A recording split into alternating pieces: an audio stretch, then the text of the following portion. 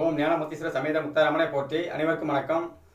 அனுபவம் மற்றும் அருளாக்கு ஜோதி செந்தில்குமார் முத்தாரமன் பேசுகிறேன். இந்த பதிவில் குலதெய்வம் தெரியாத அன்பர்களுக்கு குலதெய்வ வழிபாடு எப்படி செய்யும் பொழுது அந்த குலதெய்வம் உங்கள் வீட்டுக்கு வரும் அப்படிங்கிறது எளிமையாக என் அறிவுக்கு எட்டிய விஷயமா சொல்கிறேன்.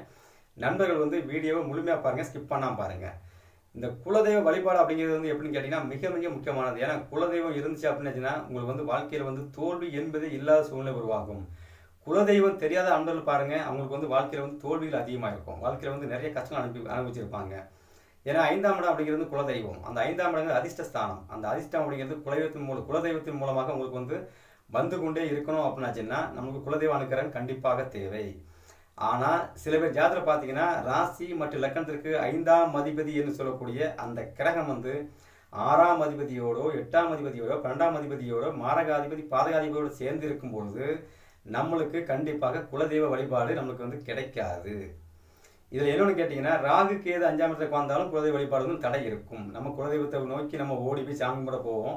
ஆனால் குலதெய்வத்திலிருந்து நமக்கு அனுகிரகம் வராது. குலதெய்வம் கோவில் தெரிஞ்சாலும் நம்ம போய் சாமி கும்பிடக்கூடிய சூழ்நிலை உருவாகாது. ராகு கேதுல 5ஆம் இடத்துல இருந்து அப்படின்னாச்சுன்னா குலதெய்வம் கோவில் தெரிஞ்சா கூட நம்ம அதில் போய் சாமி கும்பிட முடியாது. கும்பிட்டு வந்தால் பிரச்சனை வரும். இதுதான் உண்மை. அப்போ இந்த குலதெய்வத்தை நம்ம எப்படி நம்ம சாதகமாக வழிபடி கொண்டுடலாம்.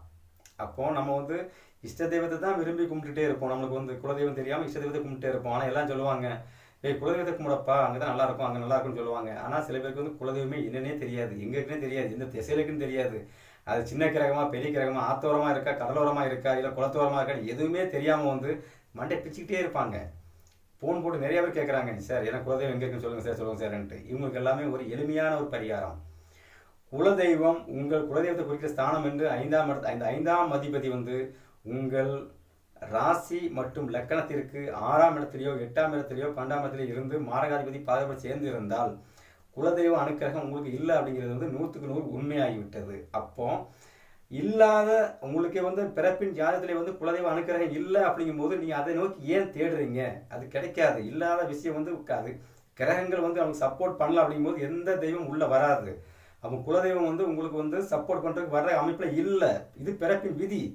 இதை நீங்கள் மாற்றணும் அப்படின்னாச்சுன்னா அந்த 5ஆம் இடம் அப்படிங்கிறது அதிர்ஷ்டஸ்தானம். அது குலதெய்வத்தை குறிக்கிற ஸ்தானம்.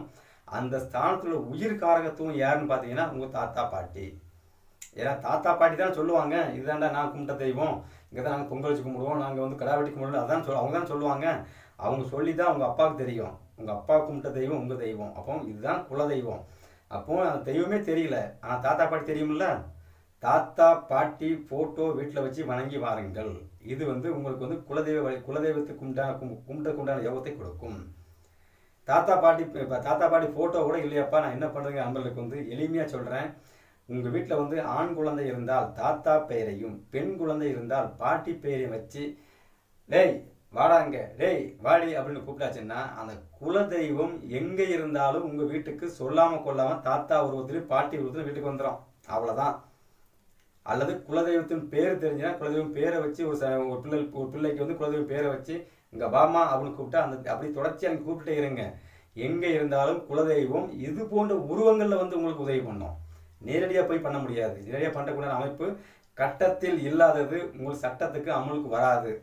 கட்டத்தில் என்ன இருக்கோ அதான் விதி. இது பிறக்கும் போது பிரம்மா ஐஎஸ்ஐ முத்திரை குத்தி அவர் நம்மளுக்கு அனுப்புனது. அதை பிரம்ம விதியை மாற்ற முடியாது. இப்படி சில விஷயங்கள் மூலமாக நம்மளுக்கு சாதகமாக இயக்கிக்கலாம்.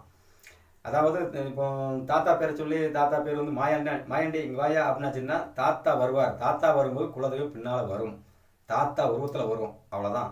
குலதெய்வம் நேரில் காட்சி கொடுக்காது. இப்படி நீங்கள் இப்படி நீங்கள் அந்த குலதெய்வத்தை நீங்கள் கூப்பிடும் பொழுது அந்த குலதெய்வம் தாத்தா உருவத்தில் உங்கள் பிள்ளைக்கு வீட்டுக்கு குழந்தை வைக்கிற ஸ்தானம் 5ஆம் இடம் தானே, தாத்தா ஊருக்கு ஸ்தானம் 5ஆம் இடம் தானே. தாத்தாவை கூப்பிடுறோம், பிள்ளை அங்கேருந்து தாத்தாவும் வர்றாரு, பிள்ளையும் வர்றாரு, தாத்தா பேரோட பிள்ளை வர்றாரு, உங்ககிட்ட வர்றாரு, குலதெய்வம் வீட்டுக்கு வந்தாச்சு. இவ்வளோதான் விஷயம். இப்படி நீங்கள் செஞ்சீங்க அப்படின்னாச்சுன்னா தொடர்ச்சியாக நீங்கள் உங்கள் பையனை தாத்தா பேரை சொல்லி பாட்டி பேரை சொல்லி நீங்கள் கூப்பிடும்போது என்ன ஆகும்னா அந்த ஒரு விஷயத்தை நீங்கள் தொடர்ச்சியாக செய்யும்போது அது மந்திரமாக உச்சாரணமாக ஆயிரும். அப்போ ஒரு குழந்தை பேரை உச்சரிக்கும் போது, ஒரு தாத்தா பேரை உச்சரிக்கும் போது அது தொடர்ச்சி அந்த தெய்வத்தை கூட்டு வரக்கூடிய சூழ்நிலையை கிரகங்களும் மறைமுகமாக உங்களுக்கு உதவி செய்யும்.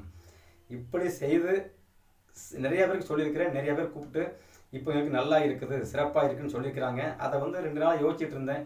ஒரு வீடியோவை போட்டு சொன்னால் நல்லா இருக்குன்னு தோணுச்சு. அதனால வந்து குலதெய்வம் தெரியாத அன்பர்களுக்கு வந்து இப்படி நீங்கள் வந்து அந்த பேர் இது போல் கூப்பிட்டு நீங்கள் தாத்தா பாட்டி நீங்கள் வந்து கூப்பிடும்பொழுது அந்த குலதெய்வத்தை உங்கள் வீட்டுக்கு வர வச்சு நீங்கள் வணங்குங்க. உங்களுக்கு வந்து வெற்றி கிடைக்கும்.